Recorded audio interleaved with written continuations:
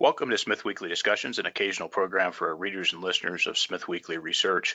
Please note this program is a private discussion, and everything contained herein is for entertainment and educational purposes only.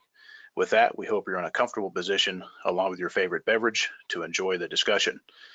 We remind our audience to examine the show notes attached to each of our shows to better understand how our program functions. Before we get into our discussion, we want to say thanks for questions coming from our audience at Smith Weekly, including Eric F., Randy D., James W., and Andy F. Jeff Klenda is our guest today. Jeff is President, CEO, and Chairman of UR Energy, a U.S. domestic uranium producer. The company is listed on the New York Stock Exchange under the symbol URG, and also on the Toronto Stock Exchange under the symbol URE. Jeff, thank you for taking some time with us. It's my pleasure, Andrew. Thanks for having me. Jeff, so I think the market participants and media we've pretty much beat this 232 petition to death. So I want to cover some other topics kind of beyond 232 and what UR Energy has planned out.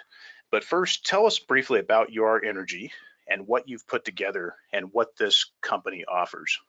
Well, I think, first of all, to give you just a thumbnail of who we are as a company, we founded this company, myself and a couple of other individuals, back in the second quarter of 2004. So we are now 15 years old as a company, but and quite candidly, we spent the first 7-8 years of that time as a permitting and licensing story. And unfortunately, in the United States, given the regulatory environment, that's what's required. But after much perseverance and a significant amount of capital, we were able to prevail and received our final record of decision in October of 2012. At which time we had plenty of time to plan the build out of our processing plant, but we began the build out in October of 2012. We completed the build out in June of 2013, and we completed it on time and on budget, by the way, which is a rarity in the natural resources.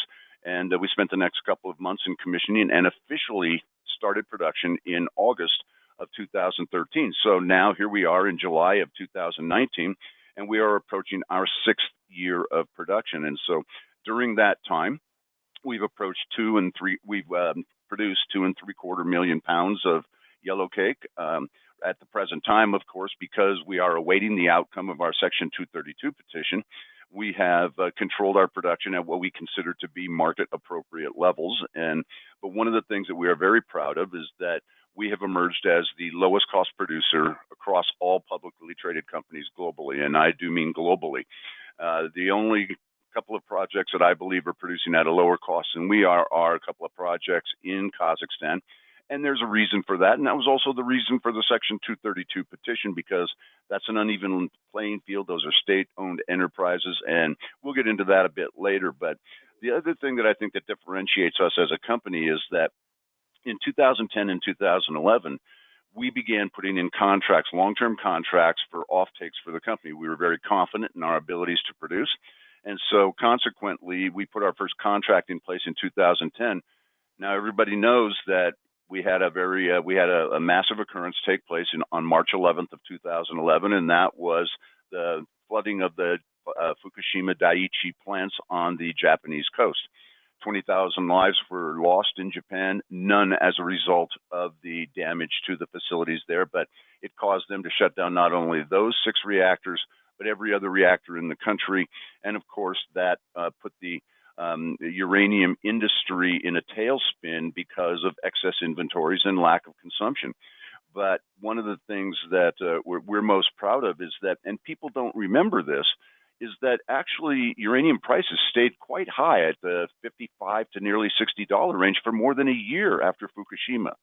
Well, I'm just old enough to remember 3 Mile Island, and as a result of that, we couldn't put contracts in place fast enough. So what we did is we hired a crackerjack market consultant by the name of Jim Cornell. Jim was instrumental in helping us put together contracts that very solid prices of in excess of $60 a pound, escalating out into the future for years to come. And so we have been served very well by those contracts starting in 2013, and at the time that we started our production, and right on through to the end of the decade, we have benefited from long-term contracts that have given us stability of cash flow. And in fact, we have been the only uranium company that I know of for the last 3 years that has been cash flow positive. But as is the case with most of the industry, there was a period of large-scale finance contracting that took place in the early part of the decade. Those contracts are now coming off for the entire industry, ourselves included. And so we saw the end of those contracts coming. We didn't see any what we felt was going to be a change in the supply-demand fundamentals of the industry soon enough to give us the opportunity to put new contracts in place. And we felt that with the massive amount of dumping that was taking place from the Russians and the Kazakhs and the Uzbeks in particular, that we had to file Section 232, because at this point we have come to the point now where, while we consume nearly 50 million pounds a year, and let's use that as a round number, we are right now dependent on foreign sources for more than 99% of our nuclear fuel. And that is a position, particularly for a great country like the United States, that no country should find themselves in. That's just a function of very poor energy policy and even worse national security policy. So we've sought to address that with our Section 232, but we continue to produce. And one of the things that I'll close out my preliminary comments by saying that we have done something that only one other company has done, and that is we have maintained our operational staff. And this is critical to our ability to ramp up quickly and to be able to respond to what we believe is going to be a favorable outcome on Section 232. So those are just a few of the things that differentiate us, and we'll talk more about others as we move forward.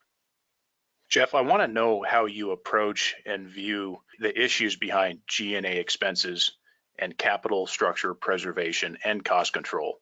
When you look at the companies in this space, there are some tightly operated ones, and we also have some loose sloppies when it comes to treatment of capital. How do you see this, and give us some examples of your actions here?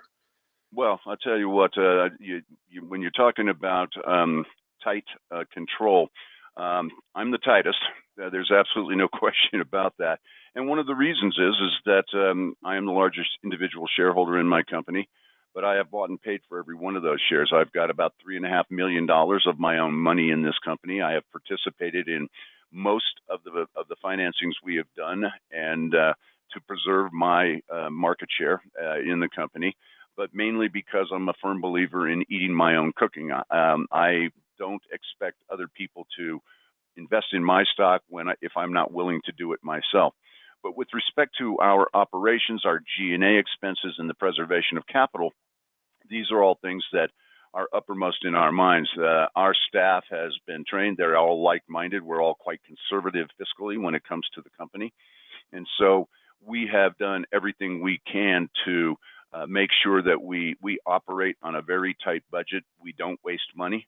The other thing is that, and I would point this out, that I am quite proud of, since Fukushima occurred, this has been a particularly devastating time when virtually all of our peers have diluted themselves and their shareholders just to a staggering level. And we have not done so. As a matter of fact, we've only raised a grand total of $22 million since March 11th and Fukushima of 2011 when Fukushima occurred. So we've only raised $22 million, and a lot of that is a function of not only our stinginess or austerity, if you will, as a company, but in addition to that, the fact that we have had consistent cash flows because of our long-term contracts that we've had in place. That will, of course, continue to be the case regardless of the outcome on Section 232. And we have, at this point, issued as few shares as we possibly can. And even moving forward, when it comes time, when we get the green light, and we believe that we will very soon here over the next couple of days, and we plan the ramp up, I am actually looking at multiple methods of financing that include and I'm favoring the ones that will allow for the least amount of dilution to my shareholders. So I'm the tightest of the tight. I'm the gatekeeper, and that'll continue to be the case. Well, Jeff, I appreciate you going through that. Now, I want to go over to 232. and talk outcomes for a moment and give you just a couple scenarios and get your thoughts. I want to propose this first outcome. 232 is rejected, and of course, we're aware of the certain national security implications of that. But what do you do thereafter? So you've kind of alienated yourself in a situation with the utilities, potentially, some would say, as a petitioner. But let's say the utilities remain silent and the market stagnates until 2022. What options are on the table to sustain through this until the cycle finally goes off? Do you seek a subsistence fuel contract to keep your costs covered? Do you issue equity? Do you sell assets? What would you do? Well, first of all, let me just say that I think that that's a good starting point. I mean, let's face it, when you're talking about or kicking around potential outcomes, you have to consider the possibility that the president's decision will be to take no action. Keep in mind that there was already a Section 232 in uranium back in 1988 and was concluded in 1989. And at the time, it was put in place, or that Section 232 was called for because we had gotten to the point where we were only providing 37.5% of our own fuel needs. The rest of it was coming from outside the United States. In 1989, the determination was made that no action was to be taken because most of that other material was coming in from our allies, Canada and Australia. Obviously, today that has radically changed. We are in a position now where we're importing 99% of what our fuel needs are. And at this point, because of the closure of McArthur River, Cameco's facility in Saskatchewan, that we now find ourselves in a position where we are getting more than 50% of our material from Russia, Kazakhstan, and Uzbekistan. In other words, Vladimir Putin and his confederates. If there is no action taken, then what it does essentially is two things. And I think I'd like to emphasize this. First of all, let's remember that if no action is taken, then really nothing has changed. And what I mean by that is that the industry has not changed. We go back to the same industry that we were before Section 232. Nothing has changed except that the utilities have been out of the market for 18 months. They would then come back in, resume their buying, and presumably the immediate impact to spot price would be that it would go higher. My own projection is that we'd probably go upwards of $40 a pound, and we have inventories. The other point is that not only will it mean that nothing has changed in our industry, but it'll mean that within the next year and a half, 2 years, by the end of 2020, we'll just be like everybody else out there. Instead of being one of only 2 or 3 companies that even has revenues in our entire industry, we will be like everybody else. Well, we'll be sitting back waiting for the supply-demand fundamentals to change and become more favorable, and for us to be able to resume production. But at today's current prices, where, by the way, this is important for your listeners to know, current spot price is right at approximately 24.5 to 25 bid ask, and the long-term price is 32. That has not changed much. It's been pretty much flatline there for the first half of the year. But if nothing changes, then we're in a unique position. We have a solid cash position, and that is because we are delivering into contracts, and we've done a very good job of that. We have inventories that are still growing, that we have an operational update that's going to be coming out at the end of the day today, so your listeners will be able to pick that up. But we have growing inventories, so I can readily turn those into cash. They are effectively cash equivalents. I can turn inventory at the converter into cash in an approximately 5-day period of time. But in addition to that, we've more than $32 million in total revenues this year. So we are in a position where we have runway because of our contracts that other players simply don't have. So in the event that that the decision from the president is that no action should be taken, and we are entirely comfortable with being 100% dependent, 50% of that from enemies of this country for our nuclear fuel, when it's 20% of our base load and more than 60% of our carbon-free emissions. And if that turns out to be A-OK with this president, then that's not my decision, but I'm in a better position to weather the next couple of years than any of my peers.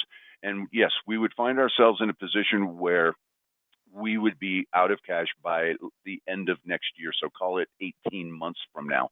But I can assure you that that's a much greater runway than virtually anyone else in our space has. So That we consider that to be an unlikely outcome. I think it's a logical starting point, but we think we're better prepared to weather it than any of our peers. Absolutely, and I agree, and I think that you should be prepared for that worst case because in all honesty, you could have stagnation for the next few years. The utilities don't have to come in now; they just don't. And so that is a bit of an issue. And if you're prepared for that, that's fantastic. Now I want to go the other way. 232 is good and a quota or tariff is implemented. You've got the utilities considering their options and where to buy domestic fuel. Now they may not need anything immediately, as I said. So walk us through the next 12 to 18 months after a positive decision. Do you contact the utilities? Do you think they will call you? Do you spend a penny on production preparedness without a supply deal? Do you wait for a contract? Do you look at spot sales if the price is okay? What are your thoughts on this no action period after a positive decision? Well, after a positive decision, first of all, let me go back and address a couple of the things that you said. The utilities have now been officially out of the market for 18 months, and it hasn't been just the United States utilities, by the way. That has also been a significant number of the European utilities. So the idea that they don't have to come into the market, I'm just going to say that I'm going to disagree with you that and strongly. They will come back into the market. They'll resume the buying that they would have been doing 18 months ago. And they have been living off their inventories to a large extent. And so that's one of the reasons why in 2018, instead of importing 50 million pounds like they had 7 out of the last 8 years prior, they only imported a little over 40 million pounds. And that was because they were living off their inventory. So these guys, remember that 60% of our market is a regulated market. It is controlled. These guys are controlled by their PUCs. And those public utilities commissions mandate the amount of inventory that they have to keep. So these guys are getting thin. They do have to come into the market. The other thing that I would like to say is that over this entire 18-month period of time since the petition was filed, we have never heard of any discussion of tariffs being the outcome. And I mean from anybody. The White House, National Security Council, Department of Commerce, Department of Defense, and we've met with all of them. Tariffs have never been on the table. I think tariffs right now is one of the dirtiest words in Washington. I think that everyone realizes that the steel and aluminum did not exactly achieve the desired effects. And right now, we have been hearing for some time that it will be some form of quota and that there will likely be some form of exemption for our close allies, Canada and Australia, although Canada has been affected by this as well. So, okay, now moving forward, let's presume that we get a positive outcome here. Well, we feel that what we would do initially is that we would immediately engage with our utility customers. And keep this in mind. You mentioned earlier that there may have been some hurt feelings with the utilities. Well, yeah, I mean, let's be fair to the utilities. They're under siege. They are under siege by renewables that have gotten just every break you can possibly get, starting under the Obama administration, massive tax breaks in the form of tax credits. So they have had an advantage in the marketplace. And now you have had, because of excessive drilling, massive drilling in the United States, you've got really what have been extremely low natural gas prices, and that's their primary competitor. Sitting right around now around $2.42 per MCF. So this is a situation where the utilities are under siege. Now, don't get me wrong; they're taking handouts from the federal government. They're pressing the states that their nuclear reactors are functioning in, and they're taking every form of handout that they can get. But they need to save money everywhere they possibly can. So they have been adamantly opposed to even 1 penny more that they're paying for fuel. But the reality is only 5-6 years ago, they were paying an average of in excess of $55 a pound. Now today, that number has come down to $36 a pound. It trails the spot price down, and it'll trail the spot price up, the average price that they pay. So we have been engaged with our utilities for a simple reason, and that is because we have contracts with them. So we have to have discussions with them on an ongoing basis about delivery schedules, where we make deliveries, and so on. So we have a normal course of business with these utilities, and it has been ongoing for the last 18 months. So while there has been so much speculation, and I consider it to be just irresponsible speculation, this is maybe talk that comes out of from a few players, a few buyers for the utilities. As they're sitting around casually after the conference is over and get a couple of beers in them and say, we hate those petitioners. They brought this 232. Well, yes, I can understand some angst and some animosity perhaps in the early going on their part. But I can tell you this, that over the last several months, we've heard virtually nothing along those lines. We have continued to have ongoing discussions and make our deliveries with our utilities. Business goes on. And quite candidly, if a quota is in place, it's not going to be made at the fuel buyer level. The executive level, the C-suite will be making these decisions on what needs to be done and in what timeline it needs to be done. We have maintained overall very good relationships with our utilities, and we would expect to enter into negotiations with them almost immediately. Now, to address the last part of your question, and that is, what would we do? We would certainly not seek to move forward or advance production. We would not give our operational team the green light. We continue to be on idle and just running fluids through the plant and producing whatever we can continue to produce out of our first mine unit and out of our second mine unit that are already built out and in place. And we would not seek to engage in any form of financing until such time as we have contracts in hand. And we're in a unique position because we have built inventories. And if I am correct, and with a positive outcome here, and look, with resolution one way or another, prices are going higher because the utilities are indeed coming into the market. That they are coming into the market. Prices will rise, and I can tell you that all the brokers are long, and they're long because they're speculating that one way or another, if there is a decision to do nothing, or there are quotas, or whatever the outcome is, the utilities are coming into the market. The brokers are long because of it. They're betting on a positive move in the spot price. But no, we would not seek to do any form of financing, even if it means selling our own inventories until such time as we have contracts in hand.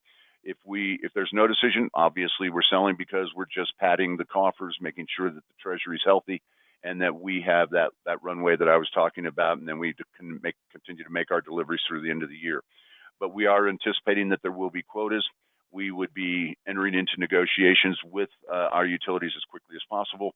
And as a matter of fact, we have gone so far as to grant one of the largest utilities in the country first seat at the table. And that was not something that we went to them and asked for. That was something that they requested of us. In other words, if there is an outcome here where we need to be buying, we would like to have your assurance that we get first seat at the table to negotiate contracts. And we granted it to them. Oh, that sounds good. And I don't think there's any disagreement about the fact that this market will move without Section 232. I think it's a matter of, the question is, when will major utilities come in on big, notable volume? And when you say they need to come into the market immediately, are you referring to spot, or are you referring to these big long-term contracts, these big volumes that we experienced last cycle? Well, I think it'll be a combination of both. I think that, first of all, we have seen what has been historically an inordinate amount of material being transacted on the spot market rather than in the term market. Historically, you go back in time 20 years ago, 25 years ago, 90% of the transactions were done in long-term contracts. Right. It's only been over the last few years, largely because of the Kazakh dumping, that the utilities have been perfectly content to fly by the seat of their pants and take material on an as-needed basis, and trying to appease their PUCs at the same time as far as their inventories. But they have been able to buy cheaply from the Kazakhs, and this is really just the Russians using their ownership of Kazakh production to bypass the Russian suspension agreement. Now, that goes beyond the scope of this discussion, but that has really been the reason why the Kazakhs have become 41% of primary production globally, when 20 years ago they weren't producing 1 million pounds a year. Now all of a sudden they're producing 60 million pounds a year, and the Russians and the Kazakhs are grabbing the market share throughout the world. It's not just in the United States, it's worldwide. Right. Yeah, and there was certainly 2018 showed huge spot volumes. Now, back to Yes. the utility relationships. Now, I know UR Energy doesn't have relationships with all the utilities, but with new client utilities, do you feel like there would be some hesitation, or do you feel like the relationships are absolutely strong behind the scenes? Well, first of all, I think that let me just state that I have had contracts since 2010 with the six largest in the United States. I take that back. One that would fit into the top six, we did not have contracts with, but five of the top six utilities in the United States we had contracts with, and still have contracts with three of them. So we have had ongoing relationships, and look, we are a known commodity to them. We are a reliable producer. We have never missed a delivery. And so this is something that's important to the utilities. What you need to understand is that it's a highly concentrated business. Among those top six utilities, it's probably three-quarters of the nuclear power plants in the United States. Right. The others are very small, where there are one or two reactors. Now, make no mistake, there are no small companies that own nuclear reactors. I think that's fairly evident, but it's interesting because I do get the question, well, geez, are these reliable counterparties when you're entering into these conversations? And I usually make that quip that there are no small companies that own nuclear reactors. But the fact is, all of the largest we either have contracts still with, or we've had contracts. We've never missed a delivery, and we continue to have business relationships with them, and they're cordial. And while I think that it's reasonable to say that those may have been strained in the early going on Section 232. The fact is that it's real simple. They're going to pay incrementally just a very nominal amount under a quota system that is an increase. And even then, it would be a ramped up increase in their costs, but it wouldn't put hardly a dent in their profits. Aggregately, as an industry, they showed more than $20 billion in profits last year. So when you talk about the $200 to $300 million that this would cost them spread across 98 functioning reactors, this is absolutely nothing to them, right, despite their protestations. So our relationships we consider to be solid. We have made sure that we have done that every step of the way. We've maintained a business relationship with them. It's been rancorous at times. They have said that we've been unpatriotic because we would have the audacity to bring a 232, which would threaten their existence, and they represent 100,000 jobs, and that this would result in reactor closures, and it's going to be Armageddon. It's going to be apocalyptic. Well, obviously, all of that is nonsense. They have to say that's a posture, and they're fighting the trade battle the same as we are. And we, of course, counter that, look, we cannot be this reliant on hostile foreign entities, and that we have to maintain a certain amount of reliance as a company, self-reliance as a company on a minimal level to maintain our national security. Because, look, let's face it, right now you see hotspots all around the globe, whether it's Syria, Yemen, South China Sea, Ukraine, pick your hotspot. We have effectively entered into a Cold War 2.0 with the Russians, and we have an ongoing down and dirty trade war with the Chinese. And now, all of a sudden, we're sending stealth bombers over to Iran, and we've got a carrier group in the Straits of Hormuz. So think about this for a moment. If for any reason the flow of that material were to stop coming into the United States, our United States utilities would be in crisis literally overnight. Now, they have said, well, in the event of such a crisis, we would first tune to our allies. Who? The Canadians, you mean, that just saw a 50% reduction in their production last year because both of you let the Kazakhs put them out of business? Or the Australians, who are also have shut down production, and the only real production they have comes out of BHP, their Olympic Dam facility, where it's just byproduct production to their gold and copper. So which allies are you exactly going to rely on? Namibia is now controlled virtually entirely by the Chinese. So you're not going to rely on our allies. Well, then we're going to go to the federal government, and they're going to make sure that we're okay. Well, the government stockpile, first of all, is unknown, but it is known to be not that large and diminishing. And the government has said they may need to come into the market as early as 2025 to start buying to supplement their own stockpiles. So if there is a disruption in that material that's coming over from Southeast Asia right now, Who's going to make up that difference? It's not going to come from our allies. It's not going to come from the U.S. stockpiles. And by the way, the stockpiles are thought to be at least 85 to 90% in need of reprocessing to even be usable by the utilities as low enriched uranium. And so, as enriched uranium product to be fabricated. So, Right. who are you going to rely on? If you don't have a domestic production capability, you're sowing the seeds of your own destruction. It's really that simple. We cannot, as a nation, afford to be that short-sighted. This is really not a complex issue. Right. No, and it's a false notion anyway, because at the end of the day, the market is self-curing and they will pay higher prices irrespective of this. So it's a completely bullshit argument. So I want to move on because In for the many sake ways. of time, and I know you're Sure. short of time, Jeff. Under legacy supply contracts, when spot was more viable, how do you view buying foreign source uranium to fulfill domestic contracts? Is the justification just simply survival first? Well, I figure if it's good enough for Tim Gitzel and Cameco, it's certainly good enough for me. The reality is that Cameco is going to be buying upwards of 18 to 20 million pounds this year to fulfill contracts here in the United States and elsewhere where they've made commitments. We really were delivering almost entirely out of our own production until 2017, at which time we were at $20 a pound. And look, I come out of the markets. I understand market trading very well, and it didn't take a genius to say, look, if we're going to be sitting down here at $20 a pound, we might as well provide for the next few years of our needs. And so we bought 2/3 of our pounds in 2017 at an average price of $21 a pound.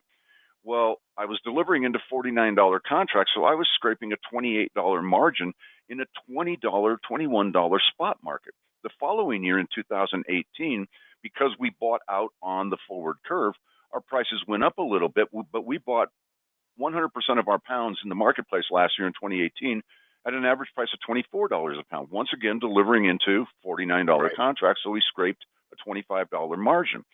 The simple fact is that we could no longer justify maintaining a high level of production. So for us to, and consequently, that meant that our production was dropping. We were letting it drop to what we considered again to be market appropriate levels.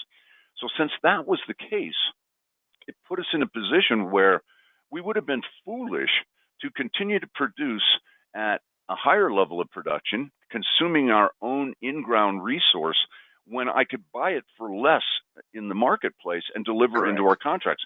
And it was, by the way, our contracts call for U.S. legal, and so it did not have to be project specific or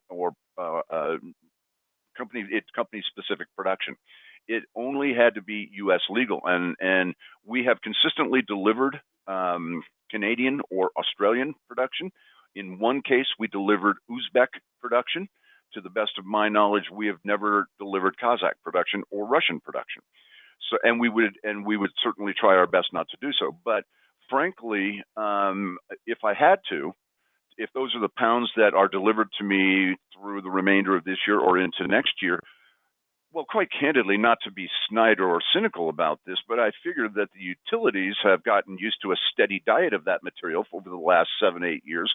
Why should I be the one to disrupt their eating habits? So if they they're perfectly content to consume Russian and Kazakh material, why should I have any compunction about providing them with the material that they've become so accustomed to? So yes, it was not only a matter of self-preservation, but it was a matter of just good, sound business planning and economics. Even this year, we will Yes. deliver 500,000 pounds into the marketplace at an average price, once again, of about $49 a pound. Our costs have gone up. They're in excess of $26 a pound because, again, when we were buying along the forward curve, so prices were rising. But we'll scrape those margins, consider ourselves to be very fortunate. And as I said from the outset, if it's good enough for Cameco, it's good enough for me. If Tim Right. Gitzel is smart for doing so, then I don't see why I should feel badly for doing what's smart for my company. I want to move on to talk specifically Section 232 trade protection, a vehicle that's used in the United States and readily available in the United States as opposed to other nations. Now, other nations, speaking to the Far East and places like Kazakhstan, are using other means as their protection, like state sponsorship, currency evaluations, Oh, it and goes dumping. beyond their protection. That's It's a correct, weapon. yes. So do you see all of those other tools that they're using as a means really to the same end? No, it's not. It's absolutely 100% something different. It's beyond apples and oranges. You're talking about predator and prey. And let me tell you, we're the prey. And this is something. This is a strategy that was put in place, in my view, by Vladimir Putin.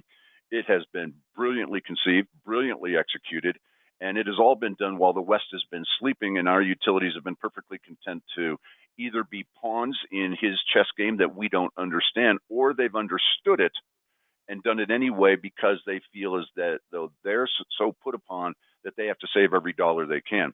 But let's be candid here about what's taking place throughout the rest of the world. And well, first of all, let me say that this is not protectionism in the United States. This is not some 1930s style Smoot-Hawley protectionism. The simple fact of the matter is that in places like Kazakhstan and Uzbekistan, these are state-owned enterprises. Right now, more than 60% of all primary production globally is coming out of state-owned enterprises. And what that means is that, think about this. During a time since 2011, you have an instance where Kazakh production has more than doubled since 2010. So during that time, this has become they have doubled their production during a time where the market has been consistently deteriorating. They have done that because of state-owned sponsorship. That means they're being supplemented by the state. They benefit from virtual slave labor. They are in situ producers, just as we are. We use an alkaline solution, which is basically very highly oxygenated Perrier water. They use sulfuric acid, so they have no environmental standards. When they're finished, they just leave it in the ground to naturally attenuate and then move on. And then they have also devalued their currencies by 85, 90%. Well, I'll tell you what, you give me those circumstances and anybody can look like an economic marvel. And the reality is that if they didn't benefit from all of those market manipulation methods, then they wouldn't be competitive with us. They wouldn't be able to compete with me on a pound for pound basis. And the other thing that I think is important here is, let's understand this. When Vladimir Putin came into office in 2001, the Russians controlled only a very small piece of the marketplace, as did the Chinese. And the Kazakhs were a non-issue, and they were let out of the Russian suspension agreement. Fast forward 20 years, or nearly 20 years now, under Vladimir Putin's rule, they control in excess of 60% of global primary production of natural uranium, U3O8. They control roughly 40% of UF6, and they control over 50% of enriched product. So these guys have quietly taken control of the fuel cycle, much to the detriment of the West. And when you can control a thing, you can destroy a thing. And what's happening here is the United States is losing its place at the table. We can no longer go into places like North Korea, Iran, or even Saudi Arabia. Look at where we are right now with Iran. Well, this is right now the United States. Who do we have that's going out there selling nuclear technology to emerging market countries? It's not the United States. It's not a coming out of bankruptcy Westinghouse. It's the Russians, who are right now constructing 36 reactors in 12 countries. And the Chinese, who have stolen the technology from everybody in the West, put it together in brilliant fashion, constructed their own fourth generation reactors that are now going to be sold throughout the world. So we've got the Russians and the Chinese that have taken control of the fuel cycle, and they've taken control of nuclear power globally. This is something that should frighten every rational American or Canadian or member of any OECD country. We have ceded this technology and control of nuclear power to our enemies. It's just that simple. And the fact is that when you take a look at countries like North Korea, Pakistan, and others that are considered to be the loose cannons out there, and even Iran, they didn't get the technology from us. They got it from the Russians and Chinese. What do you think is going to happen to proliferation? Even now, when our State Department is going into Saudi Arabia and saying, we want to oversee what type of reactors you build. You want to build 17, 18 reactors over the next 10 years. Well, we want to oversee it. We want to oversee the build out. We want to make sure you don't overly enrich, just like we want to oversee it in Iran. And already the Saudi Arabians are saying to us, we don't care what you think. And if we can't come to an agreement on enriched uranium, Well, I've got Mr. Lavrov sitting in an office right down the hall, and he's not going to put any restrictions on me. He's going to provide me with the designs we're going to build out. They're going to oversee the build out. They're going to oversee the operation. They're going to oversee the whole thing. They're going to provide all the fuel all the way through to decommissioning of this plant. And oh, by the way, they're going to finance the first 3 or 4. And all you have for me are threats. So Right. who's controlling the fuel cycle at this point? We cannot afford as a country to lose our seat at the nuclear table. And so 232 is not about protectionism for a couple of dink companies in the United States. It's about maintaining the fuel cycle in the United States, about maintaining our position at the nuclear table, and maintaining our position as the primary gatekeeper preventing nuclear proliferation around the globe. And so from that standpoint, I would say to you and your listeners, we are fighting a just and righteous cause, and we're going to win. And you know why we're going to win? Because we're right. There's too much at stake here. We must win. Yes, and sadly, the U.S. is a victim of their own stupidity, which has put us in this position. So it's really sad. I want to move on, just for the sake of time. If the uranium spot price destruction is caused by Russian dumping of cheap subsidized production into the market, how long can they realistically continue doing this, and for how long do you think that this will go on? Well, look, this is something that you need. This is where your listeners would have to have a brief history lesson, and I'll spend a minute or two giving it to them. The simple fact of the matter is right now the Russians, under the suspension agreement, this was put in place in 1992. Remember, this was a different time politically, right after the fall of the Berlin Wall. And we were seeing scientist defect. We were seeing enriched material, highly enriched material, go missing. We were seeing nuclear bombs go missing. So we put the Russian suspension agreement in place so that they would have an outlet, a place to sell that into the Western world. And it was the right thing to do. It was well intentioned. And I think that it was something good that was put in place. Now, fast forward to 2019, and we're coming up to the Sunset Review. These guys, since 1992, the Russians, that is, under the Russian suspension agreement, have had, under international treaty, the right to provide up to 20% of our consumption here in the United States. And in the early going, that was a good thing. In the last several years, it's turned into a weapon that they've used against us. But the reason it's become a weapon is because now you have to talk about something that nobody wants to talk about, and this is the whole Uranium One issue. You know, this goes back to the depredations of the Clinton Foundation, the Obama administration, when they approved the sale of those assets to the Russians. When the Russians bought Uranium One, it wasn't because they wanted to take control of 20% of U.S. assets. That was just a happy coincidence and outcome of it. What they Right. wanted was control of 7 or 8 of the largest producers in Kazakhstan. And so Right. what that provided them then was massive production that they could use for dumping outside of the confines and the restraints of the Russian suspension agreement. So not only do they have the right to provide in our country 20% of our consumption, which, by the way, we don't even get 2% as domestic producers, but the Russians get 20% guaranteed to them under international treaty. But they have been circumventing the Russian suspension agreement for the last several years with their control of the very large production facilities in Kazakhstan, and they've been using that material to dump onto global markets, and they're doing it to undercut everybody else, put all of their competitors out of business so they can control the market and grab market share. It's been a brilliant, Vladimir Putin is the chess master, right? Watching him play Obama for 8 years was just an absolute embarrassment to anybody who understands international geopolitics. It was just an absolute disgrace, and it was an embarrassment. But it was really the nail in the coffin, and you hate to, because nobody wants to talk about it. It's a political issue that it stinks to high heaven. It reeks of the highest levels of corruption in our country. But the Uranium One transaction that was allowed under the Obama administration is really what has brought us to where we are today. They have some of the largest resources in the world. They can continue massive production for many, many years into the future. So you ask me how long this can go on? It can go on for decades. And they will control the market. They will not only control the fuel cycle, but they will control the nuclear fuel. They will control the nuclear industry.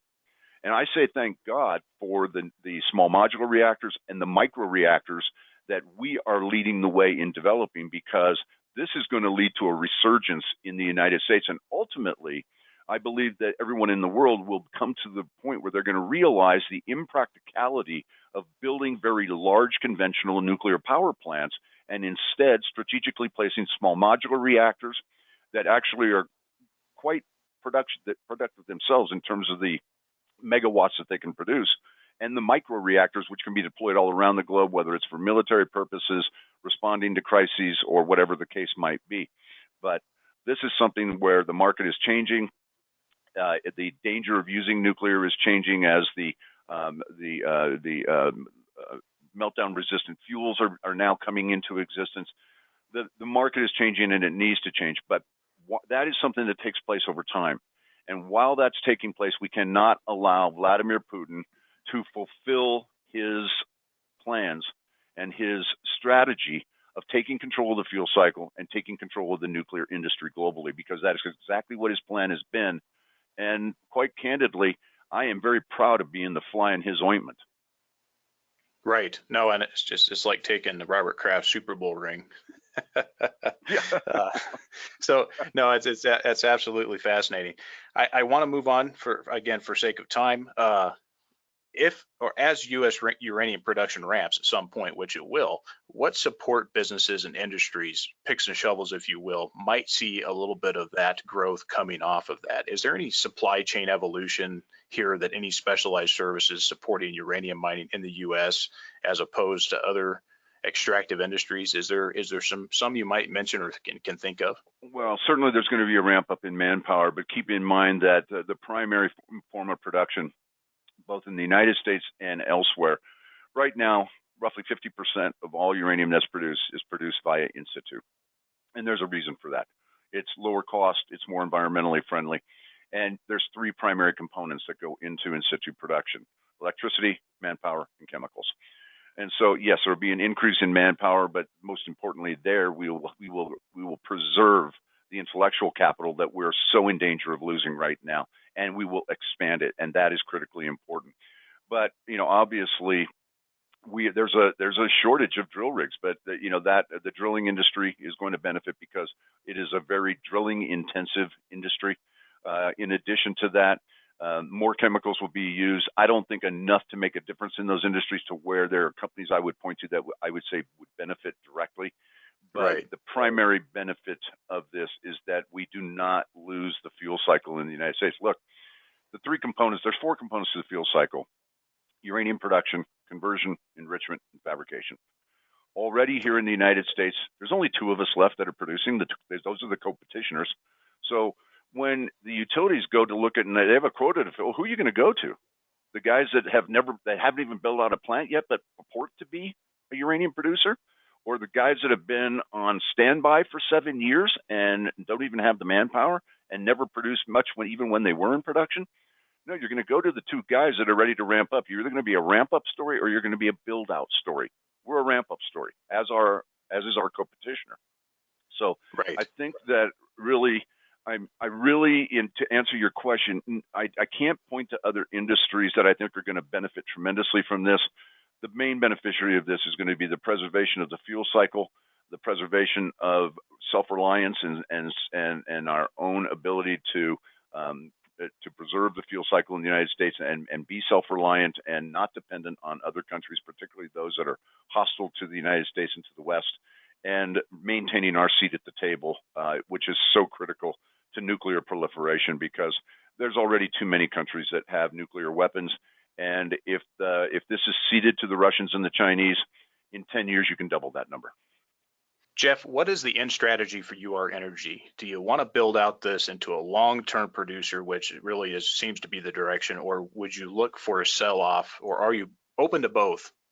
Well, first of all, one of the things I'm proud of is that despite the fact that Fukushima occurred on March 11th of 2011, we completed our permitting, we built out, and we put contracts in place all after 2011. There was only one contract that was put in place 2 months before 3/11 happened. Okay, so we feel very proud of the fact that we've been able to achieve everything we ever said we would do. We have great life of mine at Lost Creek. We think that we can expand life of mine at Shirley Basin. We have a third property teed up in Lost Soldier that has about 14 million pounds.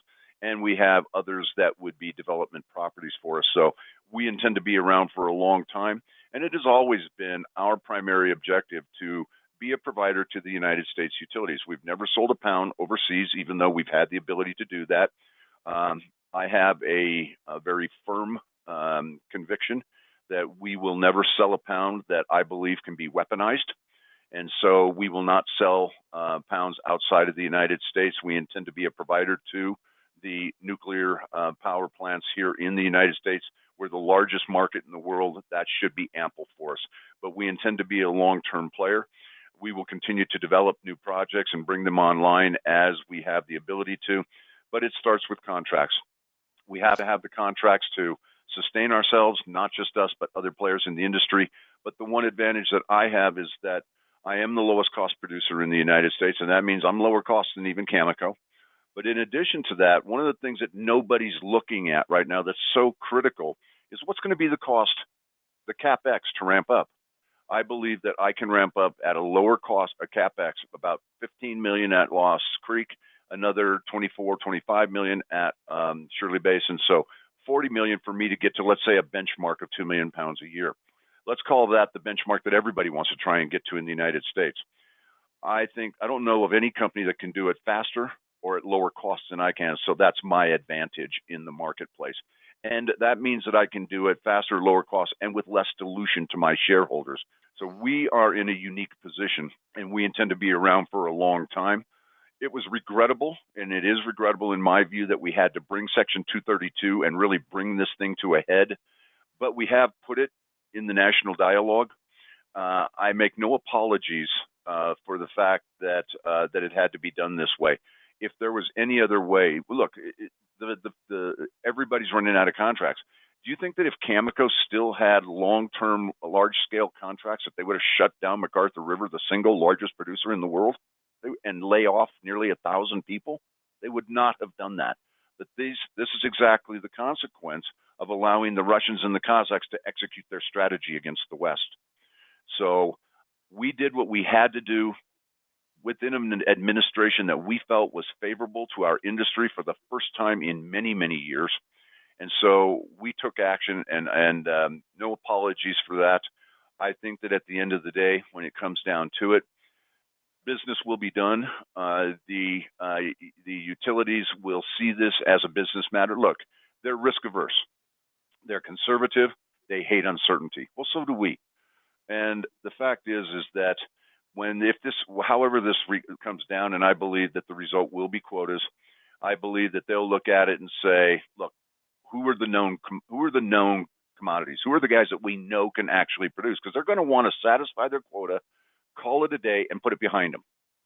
Well, there's ourselves, there's our co-petitioner, and there's Cameco. Even though Cameco got rid of all their people and they're on standby right now, it'll take them a couple of years to ramp up. But they're a known commodity, and everyone knows that. So I think you've really got basically three main players that are even capable of delivering within a very short period of time. Everybody else is a build-out player, and that takes time, and it takes a lot of capital, and it takes a lot of dilution. So we feel that we're in a unique position, and we feel that we're going to be able to do it faster, at lower cost, and less dilution than any of our peers. Right. And I think the 232 is really a early wake-up call for the inevitable. Now, I think I've got my answer, but is there a desire to look beyond the U.S. for other assets and projects at UR? For us at the present time, no. And the reason being is that, look, when this uranium renaissance began back in the early part of this century in 2004 and 2005, look, it was viewed that a project was a project, whether it was in Newfoundland, Mongolia, or the wrong side of a border in Australia. We soon found out that jurisdiction matters. And while we may not like the massive regulatory hurdles that we have to overcome here in the United States, the reality is that at least it's a solid market governed by the rule of law. And despite the fact that it took us 7 years as a permitting and licensing story to get our first project fully permitted to build out, at least we knew we were going to get there. That's a lot more than you can say for most other jurisdictions around the world. If we saw something that we found particularly compelling in a place that was uranium and nuclear friendly, we'd take a look at it. We have the expertise to do that, but it's nothing that we're going looking for right now. There's plenty of targets in our own backyard, including expansion of our own facilities. Why now should potential investors be considering UR Energy? What would you say to the potential investors listening? Well, as for the points that I've already enumerated, and that is that you've got to start looking at this. Look, no one's even started thinking about the minutia of this. The difference between a ramp-up story and a build-out story, and what that difference is between the two, what the CapEx is going to be to get into a reasonable level of production. Let's call it even 1 million pounds a year. How long is it going to take? Are you going to have to build out, or are you just going to ramp up? Do you already have your operational staff in place? What is your cost to get there? What is going to be your dilution? And on every count, on every measure, we are the superior company. We are better positioned. We're better prepared. I can do it at lower cost in a shorter time period and with less dilution to my shareholders. And while I'm in the process, I've got cash on hand, I've got inventories on hand, and I've got revenue for the next 2 years. So if there's anybody out there doing it better than we are, I know every player in the space. I cannot for a moment think about who that might be. If you want to be invested in the single best company in the space, UR Energy is the company you need to be invested in. Jeff, and how can folks reach out to the company for more information? That is on our website, and you can always reach out to me personally. And I'll tell you, I take shareholder calls. Sometimes if I'm traveling in particular, it might take me a day or two to get back to you, but my email is on our website, as is our direct phone number. Either leave me a phone message or send me an email. It may take me a day or two, but I call back every call. Jeff, thanks for taking the extra time. It's been a pleasure. Take care and talk soon. Andrew, thank you so much for having me.